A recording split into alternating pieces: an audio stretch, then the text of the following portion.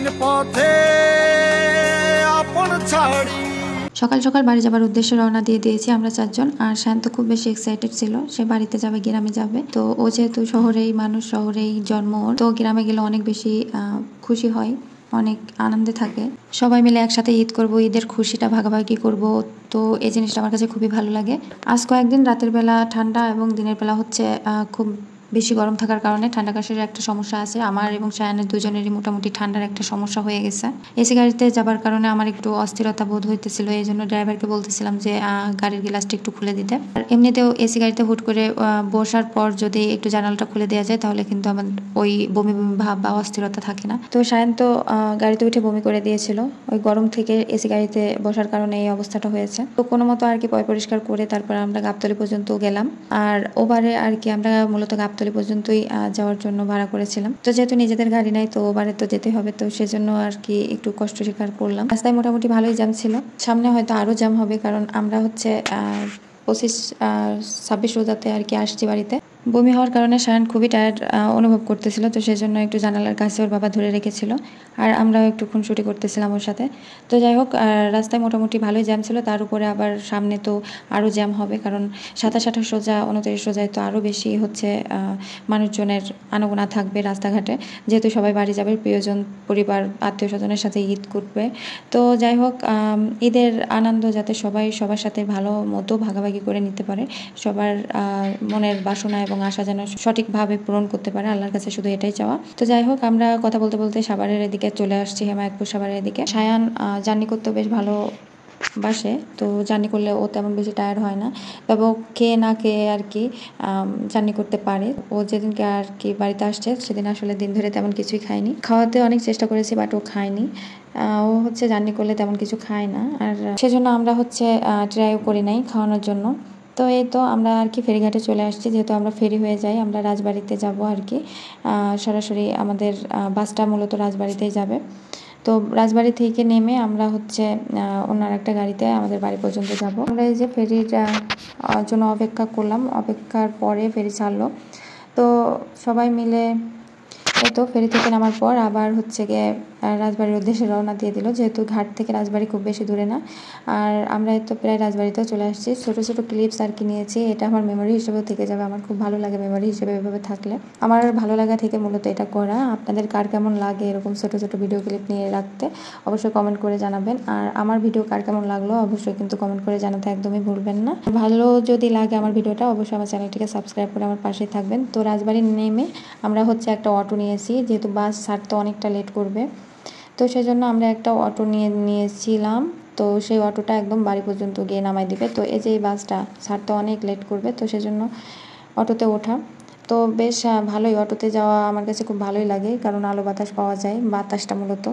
তো আমি তো খুবই এনজয় করতেছিলাম, আর সায়ানও খুবই এনজয় করতেছিল, ওর মামার কোলে একবার, ওর বাবার কোলে একবার আমার কোলে, এরকম করতে করতে কখন বাড়ি চলে আসছি নিজেই জানি না। তো ও তো গাছপালা খুব বেশি দেখে না, আর আমার বাসাটা খুব বেশি খোলামেলা না, তো সেজন্য ও আর কি এই গাছপালা পশু পাখি দেখে খুবই আনন্দ পাচ্ছিল। আর ফেরি থেকে দেখছে যে পদ্মার পাড়ে কিছু ছাগল, তো ও তো খুশিতে আত্মহারা হয়ে গেছে যে কীভাবে ধরবে ছাগলগুলা, খুব আনাগোনা করতেছিল ধরার জন্য। তো যাই হোক, আমার ছেলের জন্য আপনারা সবাই মন থেকে দোয়া করবেন যাতে আমার ছেলেটা সুস্থ থাকে, ভালো থাকে, আল্লাহ ওকে নেক হায়াত দান করে।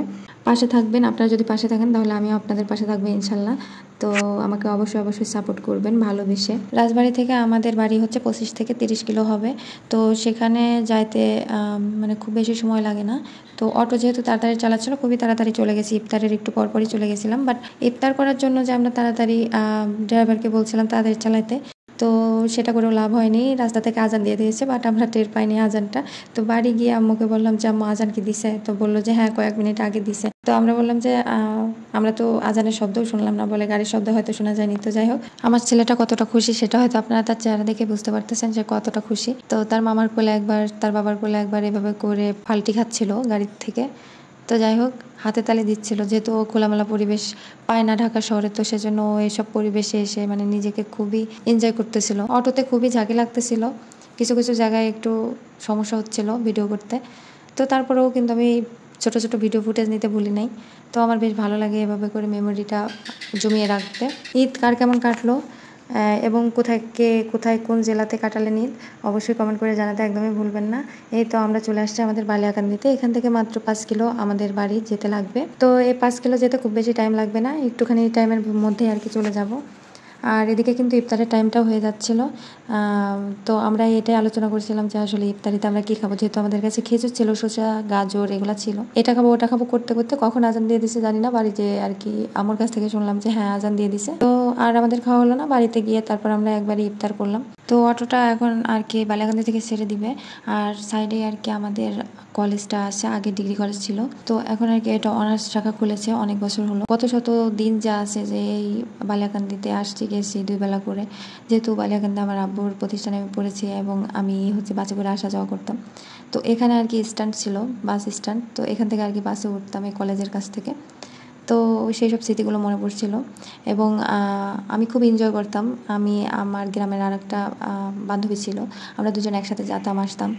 তো খুবই ভালো লাগতো সেই সব দিনগুলো। আসলে যদি আবার ফিরে পাওয়া যেত হয়তো সেখানে হয়তো যে কিছুটা সময় কাটিয়ে আসতাম। তো যাই হোক, আমার মনে হয় আমার না শুধু সবারই আর কি এরকমটাই ফিল হয়, শৈশবে ফিরে যাওয়ার চিন্তাভাবনা অনুভব হয়। তো যাই হোক, এই তো আমাদের বাড়িতে চলে আসছি। আর আমাদের এই যে দেখতে পাচ্ছেন পাটকাঠি দিয়ে বেড়া দিয়ে, এখানে কিন্তু পানের বরজ, আমাদের ওইদিকে পান চাষ হয়।